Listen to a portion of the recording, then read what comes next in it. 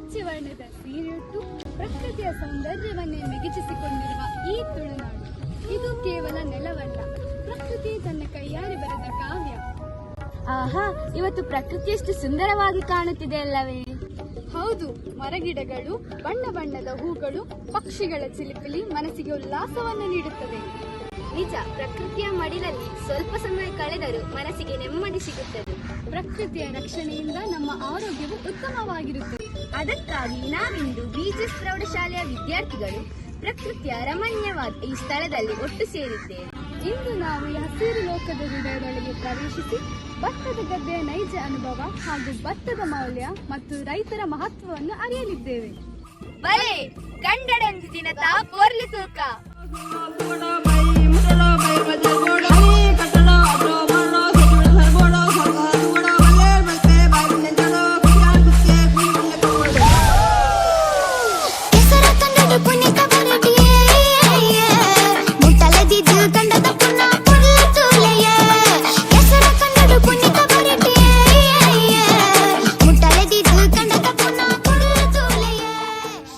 ಜೋಕುಲು ಶಾಲೆಡೆ ಕಲಿಕೆದ ಒಟ್ಟಿಗೆ ಕೃಷಿದ ಬಗ್ಗೆಲ ತಿಳುವಳಿಕೆ ಪಡೆಯೋಡು ಪಂಪಿನ ಉದ್ದೇಶಡೆ ಶಾಲೆದ ಆಡಳಿತ ಮಂಡಳಿ ಟೀಚರ್ನಗಳು ಜೋಕುಲೇನು ನಮ್ಮ ಇನಿ ಕಂಡುಗೆಡೆಗೆ ಎತ್ತೊಂದು ಬೈದಿರಿ. ನಮ್ಮ ದೇಶನೇ ಒಂಜಿ ಕೃಷಿ ಪ್ರಧಾನ ವಂಚಿತ್ತಿನಂಚಿ ದೇಶ.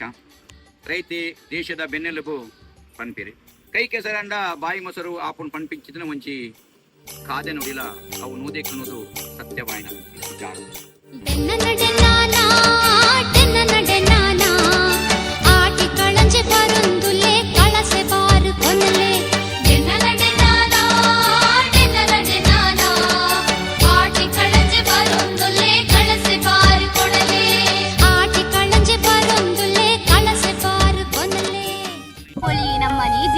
ಮಳೆ ಬರ್ಪುಗೆ ಪೊಲಿ, ಬೆಳಿ ಬರ್ಪುಗೆ ಪೊಲಿ, ಕನಜ ತುಂಬುಳೆ ಪೊಲಿ, ಮನೆಯೆಲ್ಲ ಸುಕೊಡು ಪೊಲಿ, ದೈವನು ಕಾಪಾಡೆ ಪೊಲಿ.